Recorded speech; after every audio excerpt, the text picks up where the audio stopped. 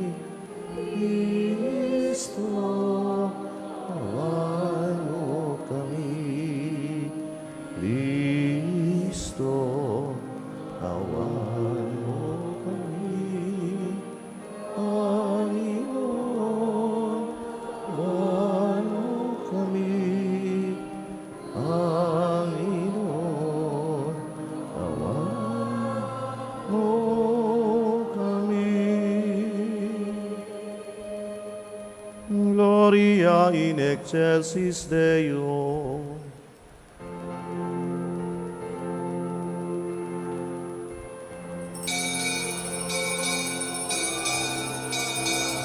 Asan at sa lupa ay kapayapaan sa mga taong inaguting kalooban. Pinupuri ka namin, dinarangal ka namin, sinasamba ka namin, niluluwalhati ka namin, pinasasalamatan ka namin, dahil sa dakila mo aking kapulihan.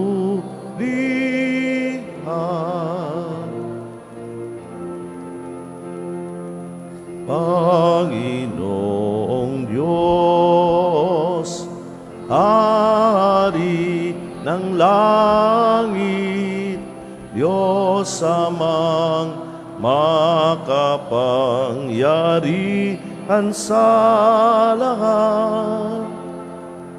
Panginoong Jesucristo, bugtong na anak, Ginoong Diyos, Kordero ng Diyos, anak ng Ama.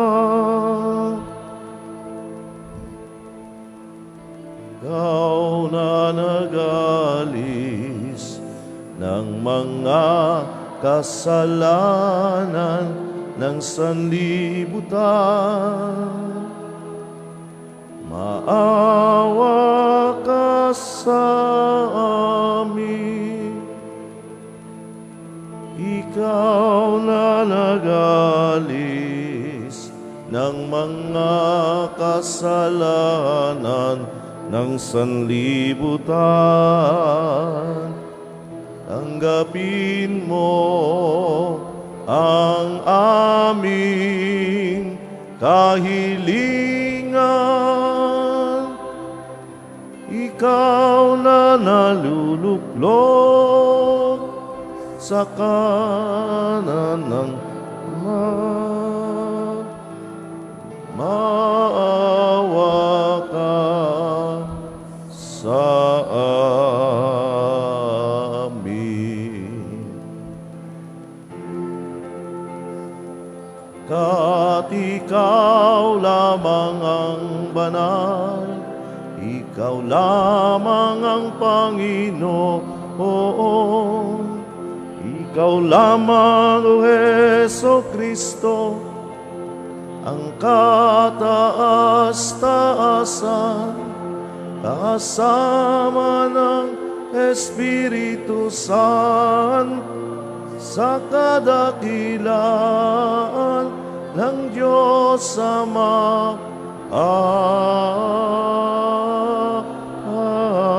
Amen. Manalangin tayo. Ama naming lumikha at tagapagligtas, nilomong magkatawang taong iyong salita sa sinapupunan ng laging birheng si Maria, sa pag-ako ng iyong buktong nanak sa aming pagkatao, pagindapatin nawa kaming sa iyong pagkadiyos, ay makasalo sa pamagitan niya kasama ng Espiritu Santo, magpasawalang hanggan.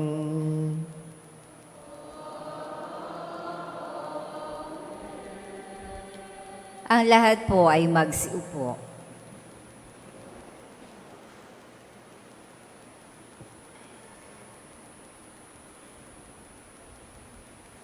Pagbasa mula sa aklat ng Henesis. Noong mga araw na iyon, tinawag ni Jacob ang mga anak niya at kanyang sinabi, "Kayong mga anak, magsilapit sa akin. Akong inyong ama ay sumandaling dinggin. Ikaw, Huda, ay papupurihan niyong mga anak ng ina mong mahal. Hawak mo sa liig ang iyong kaaway. Lahat mong kapatid sa iyo'y gagalang. Mabangis na leon ang iyong larawan, muling nagkukubli matapos pumatay. Ang tulad ni Hoday liyong nahihimlay, walang mangangahas lumapit sinuman. Hawak niya'y setrong tuon sa paanan, sagisag ng lakas at kapangyarihan. Ito'y tataglayin hanggang dumatal, ang tunay na haring dito'y magtatangan." Ang salita ng Diyos.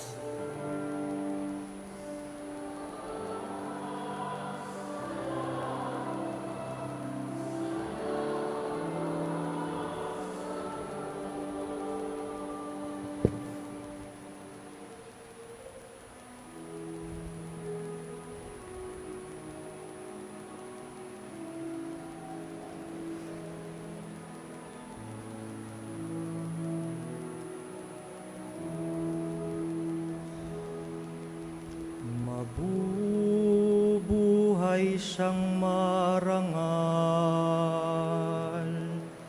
at sasagana kailanman.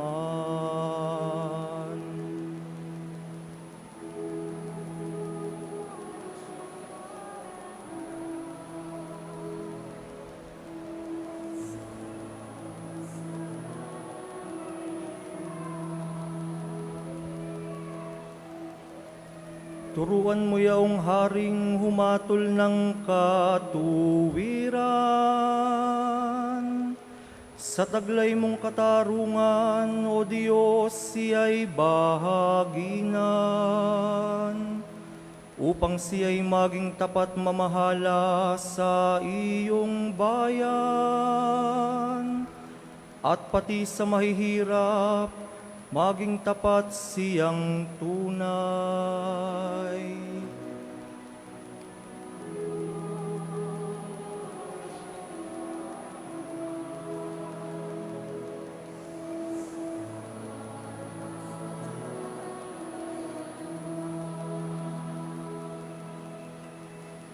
Ang lupain nawa niya ay umunlad at managana. Maghari ang katarungan sa lupain nitong bansa. Maging tapat itong hari sa paghatol sa mahirap. At ang mga taong wala'y pagukulan ng paglinga.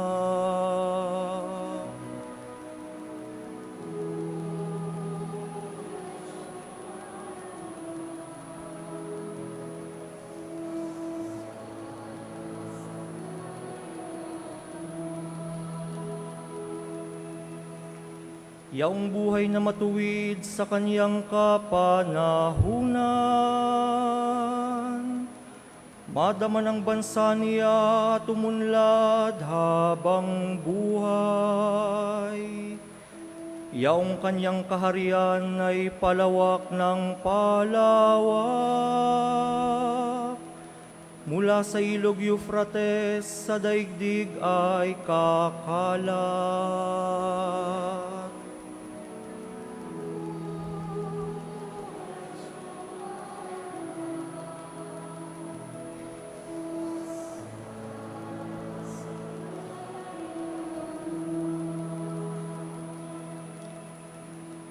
Nawaya ang kanyang ngalan ay huwag nang malimutan. Manatiling laging bantog na katulad nitong araw. Nawa siya'y purihin ng lahat ng mga bansa. At sa Diyos silang lahat ay dumalangin. Hari nawa pagpalain kaming lahat tulad niyang pinagpala.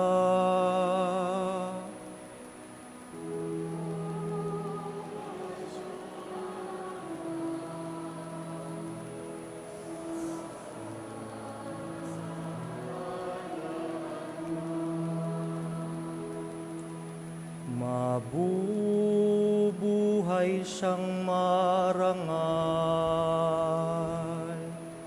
at sasagana kailanman.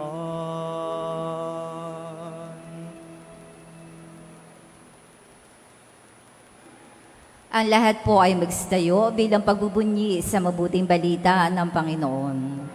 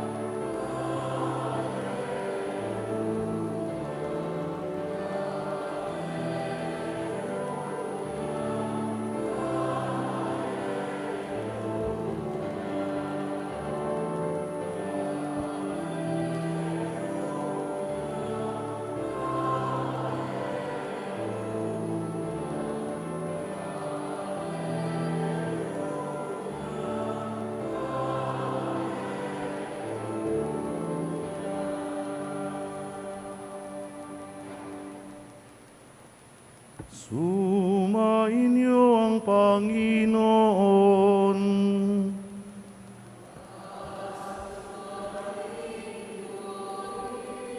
Ang simula ng mabuting balita ng Panginoon ayon kay Mateo.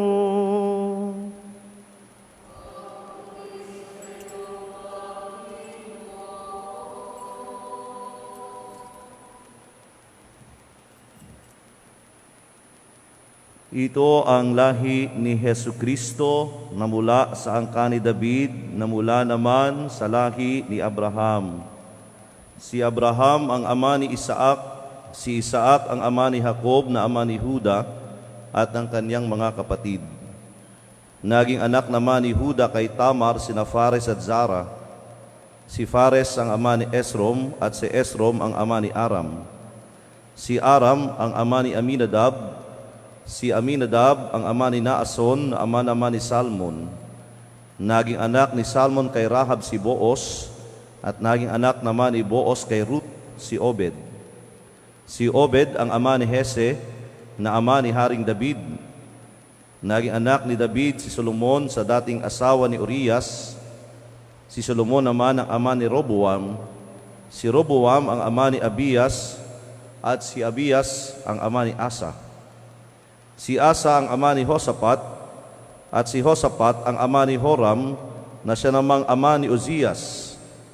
Itong si Uzias ay ama ni Hotam, na ama ni Akas, at si Akas ang ama ni Ezekias.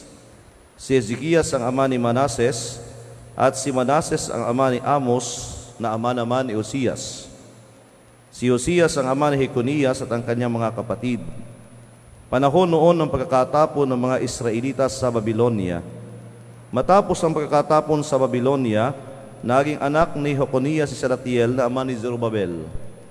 Si Zerubabel ang ama ni Abiud na ama ni Eliakim, at si Eliakim ang ama ni Azor. Si Azor ang ama ni Sadok na ama ni Akim. Itong si Akim ang ama ni Iliud, si Iliud ang ama ni Eleazar. Si Eleazar ang ama ni Matan, ama ni Jacob.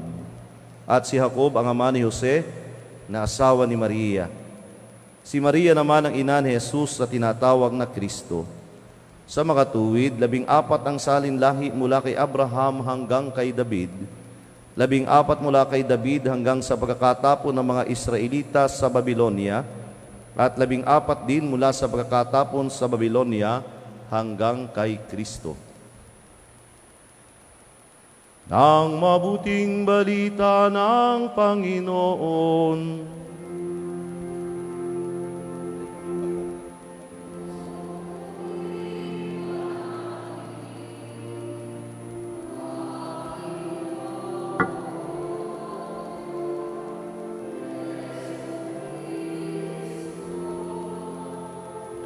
Ang lahat po ay magsiupo.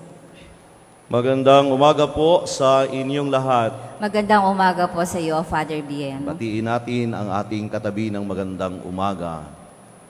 Magandang umaga po. Bakit parang kay antok na antok pa? Ang ating pong napakinggan ay talaan ng pamilya ni Jesus. At kapansin-pansin, ang talaan ng pamilya ni Jesus ay punong-puno ng mga kahinaan. May binabanggit po dito na ilang personalidad na hindi naman angkop na banggitin sa talaan ng mga Hudiyo dahil sila'y mga babae at ang ilan sa kanila ay maituturing na masamang babae. Katulad ni Rahab, ni Tamar, ni Ruth, ni Bathsheba, bukod pa doon sa ilang mga pari o mga hari na naging hindi mabuti sa pamamalakad. Pero sa huling bahagi ng talaang kanan, lahat ay nagkaroon ng ikangay redemption sapagkat sa huli na doon sa Jesus. Ito po yung nagpapaalaala din ng ating sarili mga talaang kanan. Maaari ang ating pamilya ay hindi kasing perpekto ng ating inaasahan. Maaring ang ating pamilya kinabibilangan ay may kanya-kanyang mga kahinaan. Meron din hindi pagkakaunawaan. Kumisan yung mga magulang natin, hindi natin maintindihan, naghihiwalay. Kumisan merong anak na lumilisan ng kanilang tahanan. Pero sabi nga po, ang isang katangian ng mga Pilipino ay yung tinatawag na close family ties. Tayo daw po na mga Pilipino ay napakahilig na magpahalaga sa ating pamilya hanggat maaari. Kaya nga sa isang tahanan, hindi katakataka, ando na halos lahat. Nadoon si lolo, nadoon si lola, nadoon si tatay, si nanay, ang anak pag nag-asawa, nadoon pa rin. At pag pinag-usapan ng pamilya, handa natin itong ipaglaban. Lalo na kapag ang pinag-uusapan ay karangalan. Ganon tayo magpahalaga sa pamilya natin. Bagamat merong kanya-kanya din tayong mga kahinaan, may kanya-kanya din tayong tinatawag na imperfection sa ating pamilya. Pero kapag ang Diyos ang inilagay natin sa pamilya natin, ang pamilya ay naiiba ang pananaw sa buhay. Maaring kaya kumisan, kulang sa pagkakaunawaan ang pamilya, o maaring kumisan ito'y nasisira dahil nalilimutan na ilagay ang Diyos sa kanilang buhay o sa gitna ng kanilang tahanan. At hindi naman po katakataka sapagkat imahin ng mga banal ay wala kang matatagpuan sa tahanan. Kapag kami po ay bumibisita sa mga bahay, yun agad ang aming tinitingnan. Merong bang larawan ng mga banal? Merong bang altar ang tahanan? Kasi kuminsan, sa halip na altar, ang nakalagay po ay mga pampaswerte sa buhay. Pusang kumakaway, palaka na may kagat na pera, o kaya Buddha. Tayo po yung mga Katoliko, ang dapat na sentro ng bahay natin ay walang iba kung hindi ang larawan ng imahen ng Diyos para magpaalaala sa atin na tayo ay ginagabayan ng Diyos, na tayo ay dapat parating nasa Diyos. Kapag may mga ganitong paalaala, bagamat may mga kahinaan ang ating pamilya, nagkakaroon tayo ng kalakasan at nagsisikap tayong tularan ng Diyos sa kanyang pag-ibig at pagmamahal. Sabi po ng Santo Papa, tayong simbahan, tayo'y pamilya din. At kapag ang isang pamilya ay nabubuo at isinasaalang-alang ang bawat isa, nagiging masaya ang pamilya. Yun din ang hinahangad ng Santo Papa sa atin bilang isang pamilya ng Diyos, bilang isang simbahan, sa simbahang sinodal, dapat wala tayong pinababayaan. Dapat wala tayong iniiwan.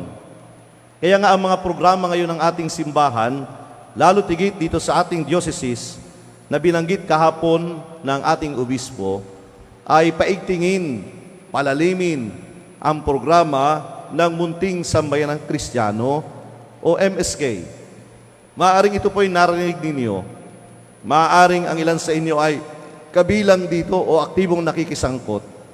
Pero kami naniniwala, alam namin, marami pa rin po sa inyo ang hindi alam ang ganitong programa sa ating mga barangay, sa ating mga kawan, sa ating mga MSK.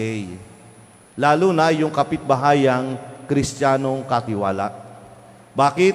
Sapagkat hindi yun ang ating priority. Ang priority natin kumisan ay yung mga nagbibigay sa atin ng kaluguran at yung meron tayong makukuha. Kaya kapag merong ayudahan, kapag merong bigayan, madali tayong lumapit. Pero pag ang pag-uusapan ay ang tungkol sa Diyos, parang indiferente tayo. Parang aayaw nating makikisangkot. Pero kung tutuusin, ito po ang dapat nating pagtuunan. Sapagkat dito tayo aktibong nakikiisa bilang pamilya ng Diyos. Galit na galit tayo kuminsan kapag ang isang anak ay pasaway o ang isa nating kapatid ay matigas ang ulo. Pero baka natin malimutan, ganito rin tayo sa pamilya ng Diyos kuminsan. Pasaway din tayo, matigas din ang ulo natin, ayaw din nating makisangkot. Kaya sana po, iugnay natin ang ating sarili sa mga programa ng Munting Sambayanang Kristiyano, ng MSK, ng K3 o Kapitbahayang Kristiyanong Katiwala. Sapagkat dito tayo binubuo ng pamilya ng Diyos sa kanyang salita sa pamamagitan ng banal na kasulatan. Dahil ang isang katangian ng Munting Sambayanang Kristiyano ay nagbabahaginan ng salita ng Diyos. Kami po'y naniniwala, ang mga tahanan hindi nawawala ang Biblia. Di po ba? Sino sa inyo ang may Biblia sa bahay? Taas nga ang kamay. Huwag kayong mahiya. Itaas niyo ang kamay ninyo. Sino ang may Bible sa bahay? Taas ang kamay. O yan, dami po. Sino ang walang Bible sa bahay? At bibigyan namin. Taas ang kamay. O lahat pala kayo meron eh. Pangalawang tanong ho, binabasa ba ninyo ang inyong Biblia? Hindi. ang binabasa ninyo at parati kayong nakatunganga sa inyong Facebook. Pagkagising sa umaga, hawak agad ang cellphone, titingnan kung may nag-like sa kanyang ipinos na parati namang mukha niyang nakamulaga. Titingnan kung may nag-comment, titingnan kung may nag-heart o nagpuso. Pero ang Bible, hindi natin binubuksan. Kaya nga sabi, ang kaibahan ng Biblia ng Katoliko at ng ibang relihiyon, ang sa ibang relihiyon, lumang-luma kasi ginagamit. Ang Katoliko, bagong-bago, naka-plastic pa kasi display lang. Buksan ho ninyo ang inyong Biblia. Makisangkot kayo sa inyong mga kapitbahay na kayo magbahagi na ng salita ng Diyos. Kasi yun ang magpapalakas sa atin bilang pamilya ng Diyos. Yun ang magbibigay ng kaugnayan sa atin na kahit meron tayong kanya-kanyang kahinaan, kahit may kanya-kanya tayong imperfection sa ating pamilya ng ating Panginoon Diyos, ang salita ng Diyos ang magbubuo sa atin. Ang salita ng Diyos ang mag-uugnay-ugnay sa atin, na siyang magdadala sa atin sa salusalo sa banal na Eucharistia. Kaya pakinggan po natin yung sinasabi ni Pope Francis, sa simbahang sinodal dapat walang naiiwan, walang pinababayaan, dahil tayo ang pamilya ng Diyos. At kung ikaw'y nakikisangkot, ibig sabihin, isinasabuhay mo ang iyong misyon. At yun naman ang isang binyagan. Ang isang bininyagan, hindi pwedeng walang ginagawa. Ang isang bininyagan, hindi pwedeng sisipot lamang sa simbahan kapag simbang gabi. Sisipot lamang kapag may kailangan sa Diyos. Ang isang binyagan, araw-araw ng kanyang buhay, nakikisangkot siya sa buhay ng simbahan at nagmimisyon para ang kanyang kapwa ay kanya ding maakay sa ating Panginoong Diyos. Ito tayo bilang pamilya ng Diyos. Ito tayo bilang magkakaugnay na pamilya ng ating Panginoong Diyos. Kaya wag hong hayaan natin na yung ating mga kahinaan, yung ating mga kakulangan, ang maging hadlang para tayo makabuo ng isang pamilya, ng isang simbahan ng ating Panginoon. Parating hangarin na makisangkot, makiisa, magmisyon bilang pamilya ng ating Panginoon upang pagdating ng araw, katulad ng pangarap ng Santo Papa, tayong lahat bilang pamilya ng Diyos, sama-samang makarating sa tunay nating tahanan, ang kaharian ng langit. Ang pamilya man ni Jesus, may kanya-kanya ding mga kahinaan. Pero at the end, nadun si Jesus para buuin ang ating kahinaan. Kapag ang buhay natin, kapag ang pamilya natin nakasentro sa Diyos, meron man tayong mga kahinaan at kapintasan, bubuuin yan ng Diyos upang tayo maging masaya sa iisang pamilya, sa iisang simbahan.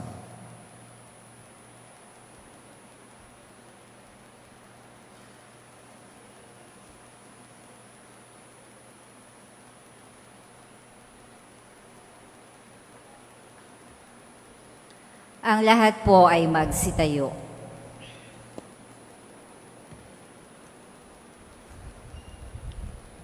Mga kapatid, tayo ay tinipon ng Diyos upang patuloy na mabuklod ng kanyang pag-ibig at salita. Bilang isang pamilyang nananalig, tumawag tayo sa Kanya at ang ating itutugon sa bawat panalangin. Ama, pakinggan mo ang iyong pamilya. Ama, pakinggan mo ang iyong pamilya. Pagbuklodin nawa ng iyong salita ang bawat pamilya sa pangunguna ng Santo Papa, mga obispo, pari at diakono, manalangin tayo sa Panginoon. Ama, pakinggan mo ang iyong pamilya. Pag-alabi nawa ng salita ng Diyos ang kalooban ng mga lider ng pamahalaan upang patuloy na pag-ibayuhin ang kanilang tungkulin sa bawat pamilyang Pilipino. Manalangin tayo sa Panginoon. Ama, pakinggan mo ang iyong pamilya. Kalingain nawa ng bawat isa ang mga may karamdaman, matatanda at mga batang nasa bahay ampunan, manalangin tayo sa Panginoon. Ama, pakinggan mo ang iyong pamilya. Puspusin nawa ng pag-ibig ang mga miyembro ng bawat pamilya upang maging lakas at sandigan ng isa't isa, manalangin tayo sa Panginoon. Ama, pakinggan mo ang iyong pamilya. Maisabuhay nawa ng bawat mananampalataya ang mabuting balita ni Jesus. Manalangin tayo sa Panginoon. Ama, pakinggan mo ang iyong pamilya. Makamtan nawa ng mga yumaong nagsabuhay ng salita ng Diyos, ang walang hanggang kaligayahan sa kanyang piling. Manalangin tayo sa Panginoon. Ama, pakinggan mo ang iyong pamilya. Ama naming makapangyarihan, tinipon mo kami bilang iyong isang pamilya. Patuloy nawa kaming maging daluyan ng pag-ibig at salitang nagbibigay buhay sa aming kapamilya at kapwa. Hiling namin ito sa pamamagitan ni Jesucristo, kasama ng Espiritu Santo, magpasawalang hanggan. Amen. Ang lahat po ay magsiupo. Dadako na po tayo sa pag-aalay. Maaari na pong humanay sa gitna yung mga may pang-alay.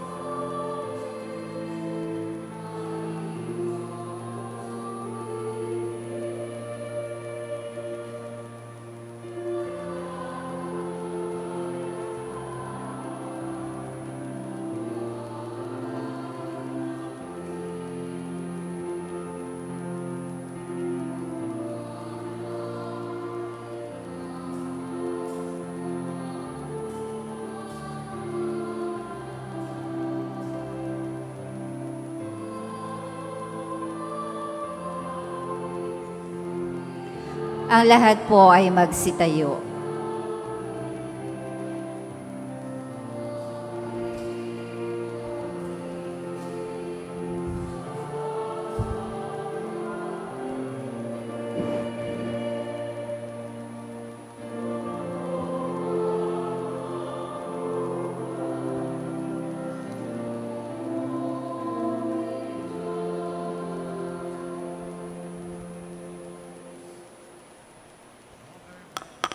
Manalangin kayo mga kapatid upang paghahain natin kalugdan ng Diyos sa mga makapangyarihan. Tanggapin nawa ng Panginoon itong paghahain sa iyong mga kamay, sa kapurihan niya at karangalan, sa ating kapakinabangan at sa buong sambayanan niyang banal.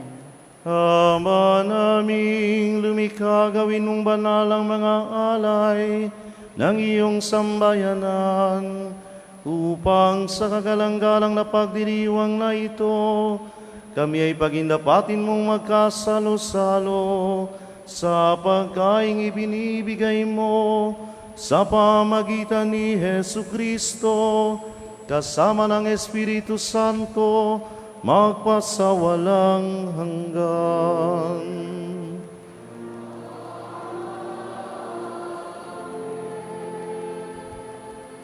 Sumainyo ang Panginoon.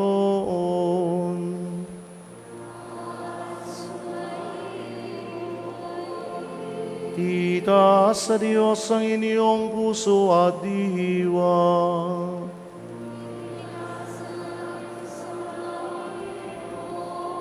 Pasalamatan natin ang Panginoong ating Diyos.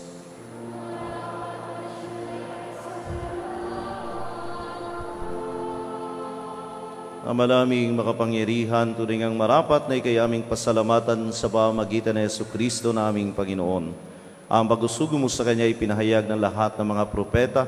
Ang pagsilang niya ay pinanabika ng mahal na birheng Kanyang inang tunay sa kapangyarihan ng Espiritong Banal. Ang pagdating niya ay inilahad ni San Juan Bautista sa Kanyang pagbibinyag. Ngayong pinaghahandaan namin ang maligayang araw ng Kanyang pagsilang, kami nananabik, nananalangin lubos na makaharap sa Kanyang kadakilaan.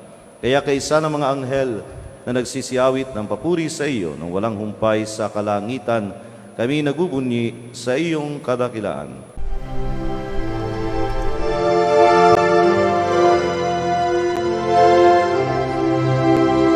Santo, Santo, Santo, Panginoong Diyos makapangyarihan, napupuno ang langit at lupa ng kalwalhatian mo. Hosana sa kaitaasan, pinagpalang na paririto sa ngalan ng Panginoon. Hosana sa kaitaasan.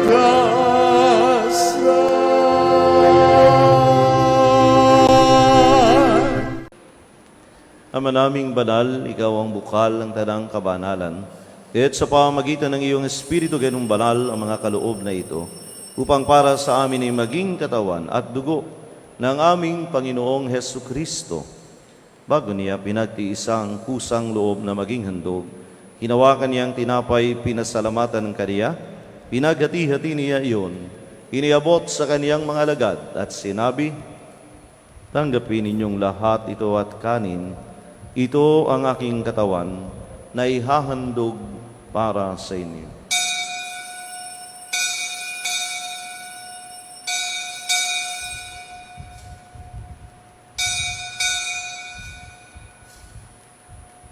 Gayun din naman, nung matapos ang hapunan, hinawakan niya ang kalis.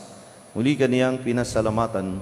Iniabot niya ang kalis sa kaniyang mga alagad at sinabi, "Tanggapin ninyong lahat ito at inumin. Ito ang kalis ng aking dugo, ng bago't walang hanggang tipan. Ang aking dugo na ibubuhos para sa inyo't para sa lahat, sa ikapagpapatawad ng mga kasalanan.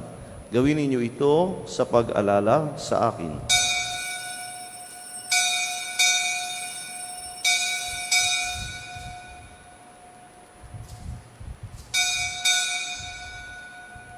Ipagbuni natin ang misteryo ng pananampalataya.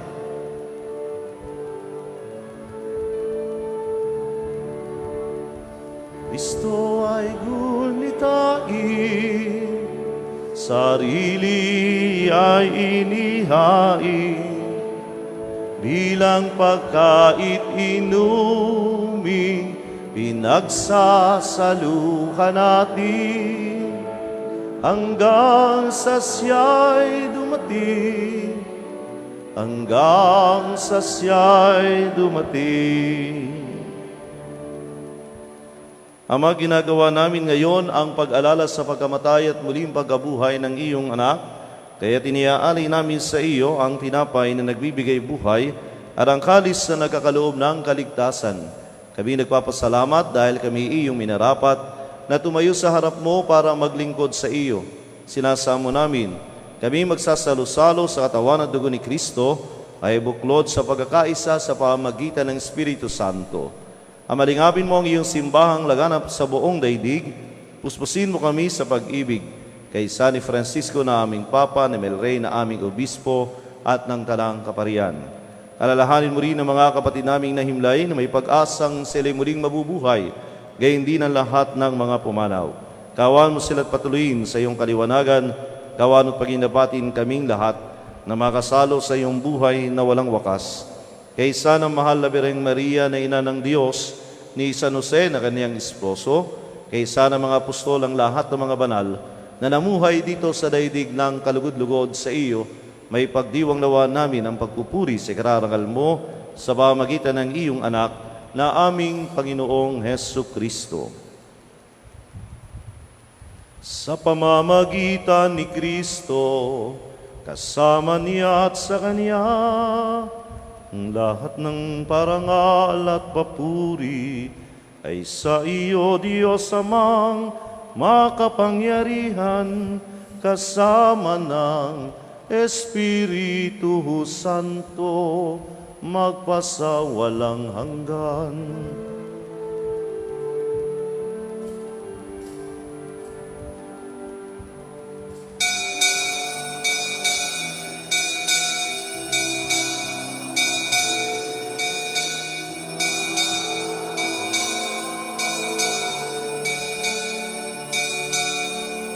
Amen.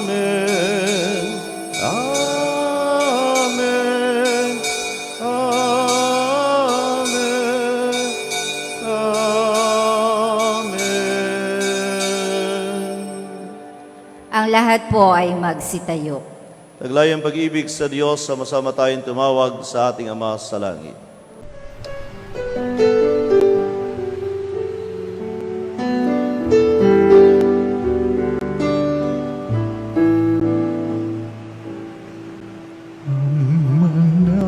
namin sumasalang ka, sambahin ang ngalan mo, mapasamin ang kaharian mo, sundin ang loob mo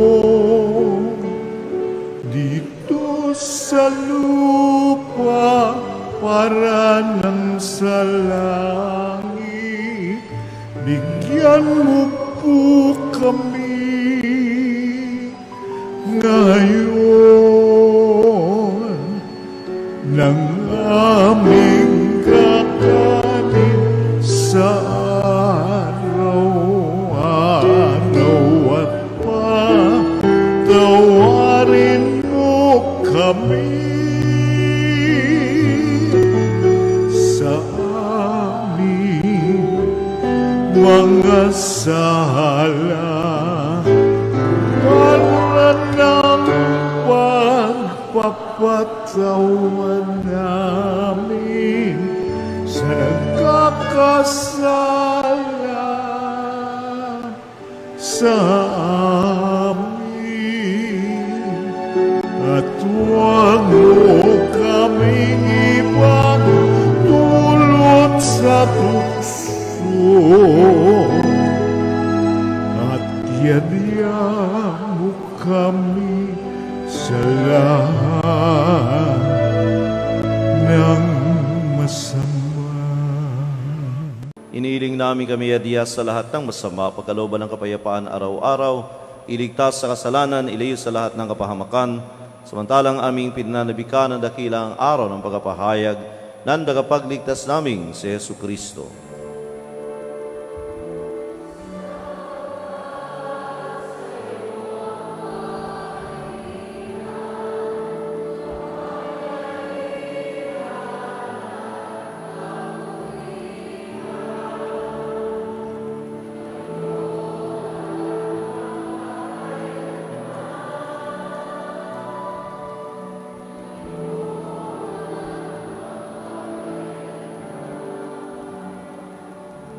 Panginoong Jesucristo, sinabi mo sa iyong mga apostol, kapayapaan ang iniiwan ko sa inyo. Ang aking kapayapaan ang ibinibigay ko sa inyo.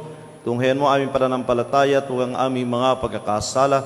Pagkalooban mo kami ng kapayapaan at pagkakaisa ayon sa iyong kalooban, kasama ng Espiritu Santo, magpasawalang hanggan. Amen. Ang kapayapaan ng Panginoon ay laging sumainyo. At sumayo rin. Bigayan kayo ng kapayapaan sa isa't isa.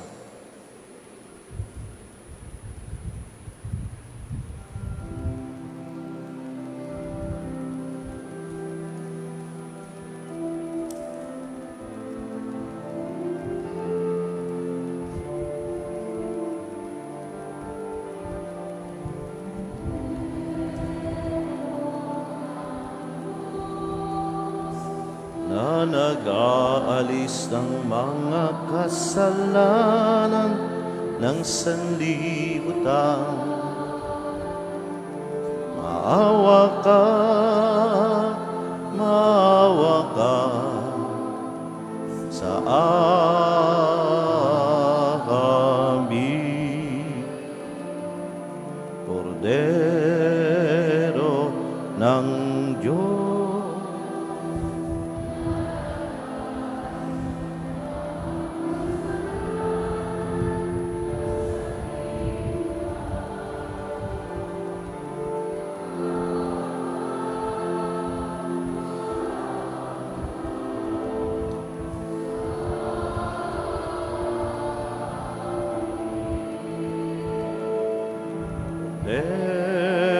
Kordero ng Diyos na nag-aalis ng mga kasalanan ng sanlibutan,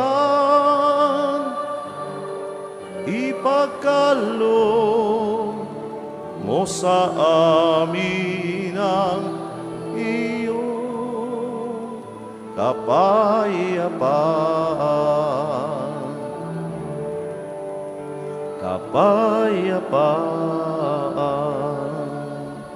Ang lahat po ay magsiluhod. Ito si Kristo ang Kordero ng Diyos.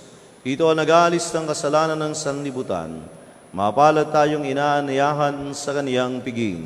Panginoon, hindi ako karapat-dapat na magpatuloy sa iyo, ngunit sa isang salita mo lamang ay gagaling na ako.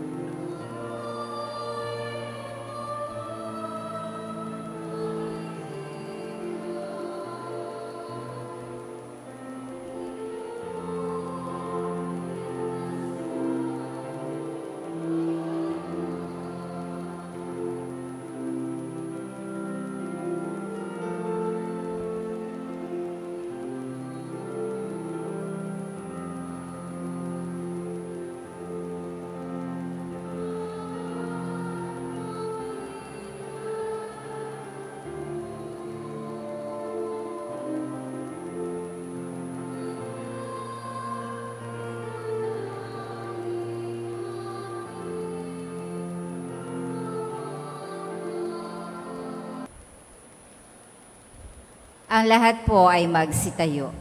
Manalangin tayo.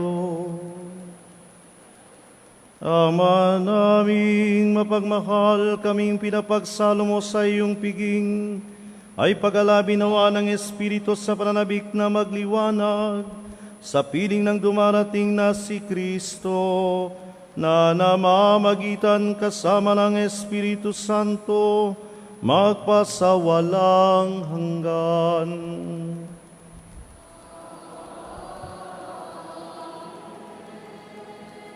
Sumainyo ang Panginoon. At sumainyo rin. Pagpalain kayo ng makapangyarihang Diyos, Ama, Anak at Espiritu Santo. Amen. Tapos ang ating pagdiriwang, humayo kayong mapayapa. Salamat sa Diyos.